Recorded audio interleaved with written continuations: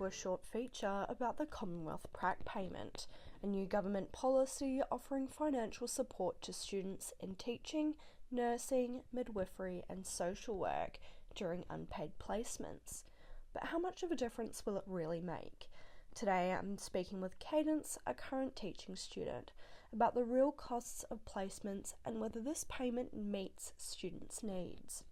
So I am a third year Bachelor's of Education student, Bachelor's of Secondary Education, majoring in science and minoring in home economics. I got into it through early entry in year 11, and I just always wanted to be a teacher, so it was just always what I wanted to do, and I got very lucky that I got in, and yeah, now I'm in my third year, nearly done, one more year.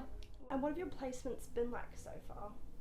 One of them was not so great, and my second one, which I just finished, was really, really good. They were both very different, but I learned a lot from both of them. How many hours are you usually at placement each week? Oh my god.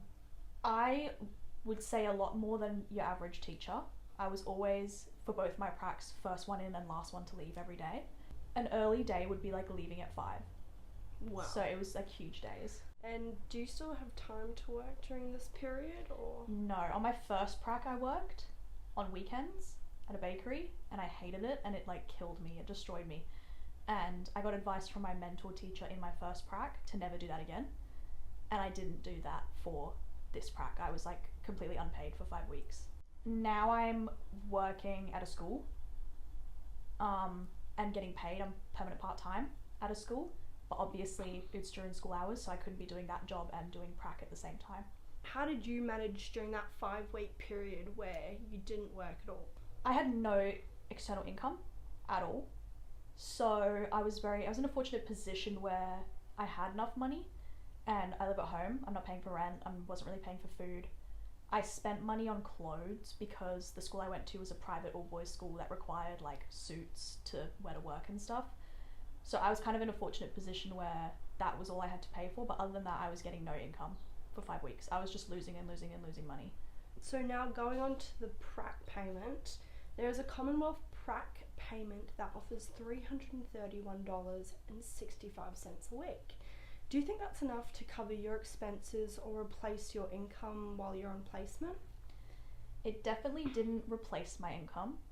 My income before I went on Prac, I was working permanent part-time at a school, plus I was working for a corporation called the Polypharma Foundation after school, plus I was working at the bakery, so I was earning like a lot of money, probably double what I got through Prac payments. So it definitely didn't replace my income, but again, I was in a position where I was like living at home, didn't have to pay for rent, didn't have to pay for food, and so I got by. Like the most fortunate situation. 100%. And I had friends who were not in that situation and they struggled massively. I had a friend who sold his car to be able to go on Prac.